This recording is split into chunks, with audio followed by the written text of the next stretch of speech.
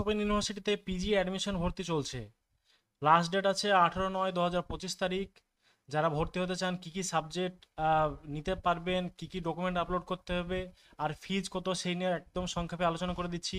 আপনারা on screen দেখতে পাচ্ছেন পিজি আর বিলিশ অ্যাডমিশনের সেটা যে ডকুমেন্ট লাগবে: passport size photo, signature, name proof হিসেবে আধার, ভোটার অথবা PAN card, date of birth অর্থাৎ এই প্রুফ হিসেবে মাধ্যমিক অ্যাডমিট কার্ড অথবা বার্থ সার্টিফিকেট অথবা ডিজিটাল রেশন কার্ড।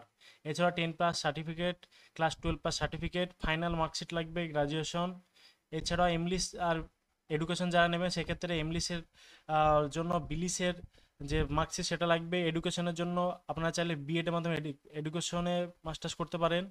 এছাড়াও অন্যান্য যে এগুলো লাগবে সেটা হচ্ছে কাস্ট সার্টিফিকেট, বিপিএল এর সার্টিফিকেট, ক্যান্ডিডেট অকুপেশন, সেই সার্টিফিকেটগুলো। ফিজ হিসেবে লাগছে যে আর্টস সাবজেক্টগুলো সেগুলোর জন্য 4,550 টাকা, এমএসডাব্লিউ ম্যাথের জন্য 5,950 টাকা, এছাড়া ইংলিশের জন্য 10,750 টাকা, জার্নালিজম মাস কমিউনিকেশনের জন্য 13,700 টাকা।